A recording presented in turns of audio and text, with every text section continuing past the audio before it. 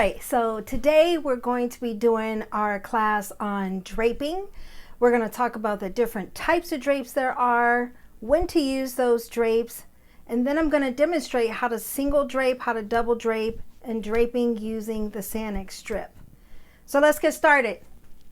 There's a saying, when the student is ready, the teacher will appear. Buddha. Come on, Miss Bonnie. Get ready, girl.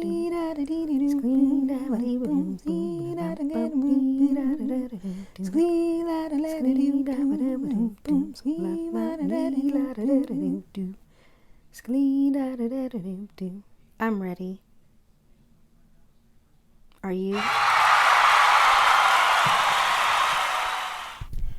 All right, guys, so draping. What do we want to use a drape for? Well, it's really to protect your clients, right?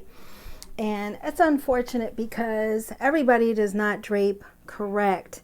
And what I mean by that is a lot of times you'll go to shows, or I've had professionals come in and do demos for the students, and they will either just place the drape directly on their skin, or they'll even proceed to do a service and not drape at all. Well, remember, this is for their protection. So if I'm doing a thermal service or even a chemical service, why would I want my client to sit there with absolutely no protection on her? It can get on their skin, it could get on their clothing. What if they have on expensive clothing? I've endured that situation before where someone demanded that location and we buy them a new shirt because the student didn't drape them correct, so the color got on their shirt. So all these reasons, and it just boils down to protection. So you have different drapes. You have a shampoo cape, which is also known as a waterproof drape. You have a styling cape. You have a cloth drape, which we would use for thermal styling. And then you have a makeup cape, or it's also known as a comb out cape.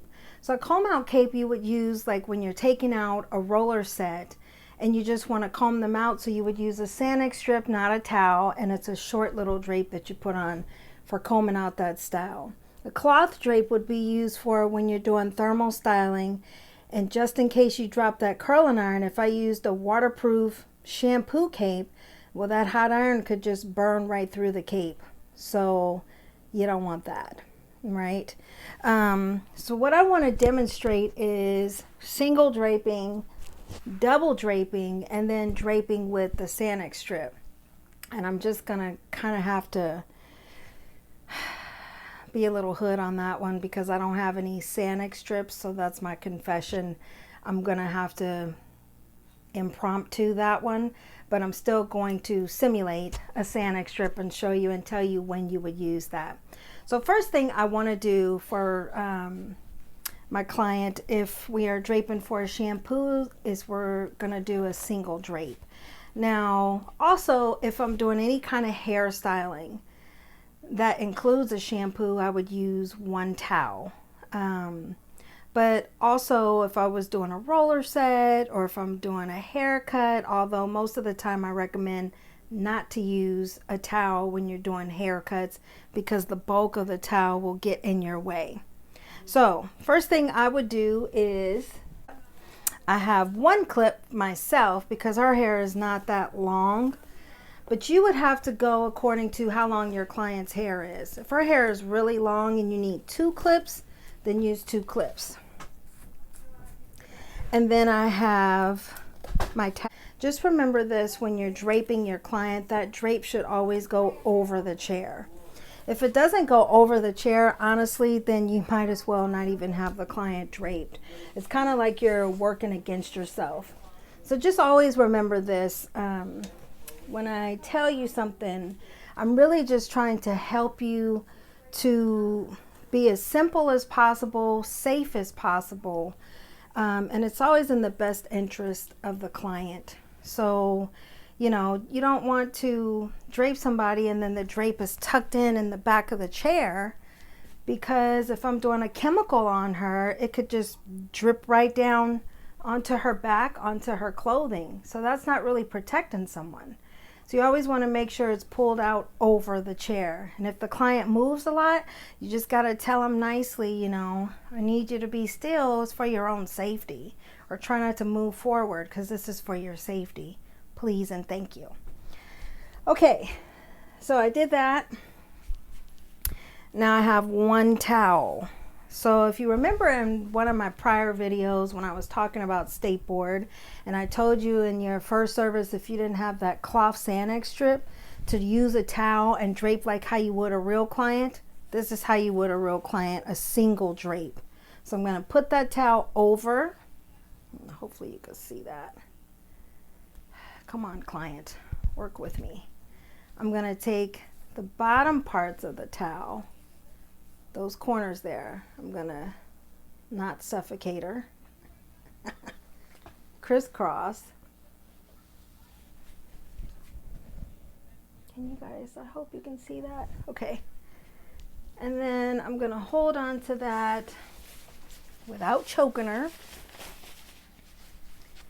And I'm going to take my drape and place it there. Kind of right there in the center, right? Now I actually like this kind of drape better because it kind of adjusts to different necks. Some necks are really big, and so it can adjust to that. Whereas the Velcro, it's kind of hard, and if the neck is really small, you know, you can only get it in so tight. So okay, and then this goes over. So that's your single drape. And of course it would go over her shoulders. But she has no shoulders, so that's your single drape. Now, when you get in the salon, some people drape different. They don't have it over the drape. They have it under, so they will take it and crisscross over their shoulders like that and put the drape on. Is that illegal? No, it is not. It's fine. But when you're training for a state board, this is the best way to drape. So now I'm going to show you double draping. So we're going to do like how we did here, and I'm so annoyed that her hair wants to do that. That's the story of my life. And then this one,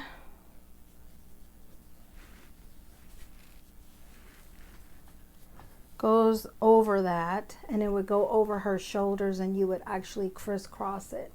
But in this case, since she has no shoulders, it's going to look like this, okay?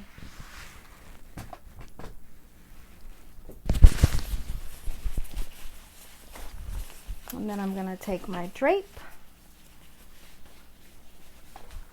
and I'm going to put it there in the center.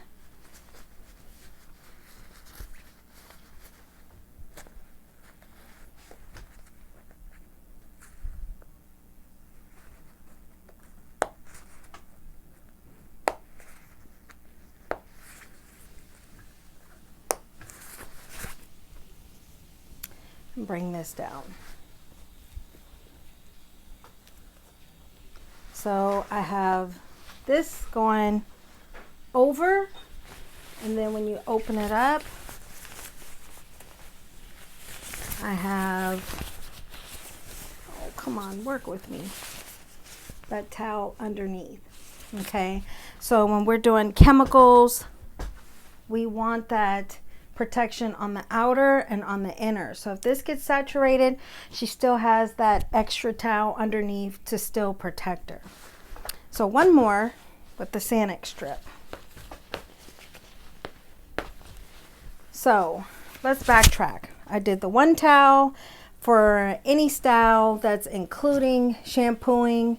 So it could be finger waving, roller setting, anything, a haircut even, although I prefer Sanic strip.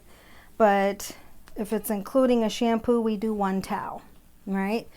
If we're doing any chemical, highlights, a strand test even, a preliminary strand test, color, a tint touch-up, relaxer, permanent wave, we're going to use two towels and we're going to double drape. So a Sanic strip is usually a little bit thinner than this, and it stretches. And honestly, personally, myself, I use 2 Sanic strips. But in this case, being that I have no Sanic strips, we're going to pretend this is just one, and it would flex out a little. And then I take it here and I just go around and around. I just kind of crisscross it. So then it looks like that, crisscross. Now some people tie it up in a knot and all that good stuff, and I do not do all that, because if it gets damp, then you have this little thin shred. So I'll just kind of keep it like this. So when would I drape like this with the Sanic strip? Well, when I'm doing updos, when I'm doing curls, when I'm doing a haircut, and it doesn't include a shampoo, or when I'm doing makeup, then I will use a Sanic strip, right? And I like to place the drape right there in the middle of the strip, because then that ensures that it's not going to slide. The drape will slide off the client. Okay, so that is all the information that I have as far as draping goes. So let's backtrack. We have draping is for protection. You have different types of drapes. You have a waterproof drape for shampooing. You have a cloth drape for thermal styling, a styling cape for styling, and you have a comb out / makeup cape that goes up to here. It's very small, but it's all for protection. You have single draping for anything that's any style and shampoo, and then you have chemical draping. Now, if you are a student studying cosmetology in school at this time from the Milady's textbook, you will find this information on page 327 regarding draping. So that's about all I have for you guys. Stay tuned for my next video, which is shampooing. Thank you guys so much for watching. God bless you, and I'll see you next time. Bye.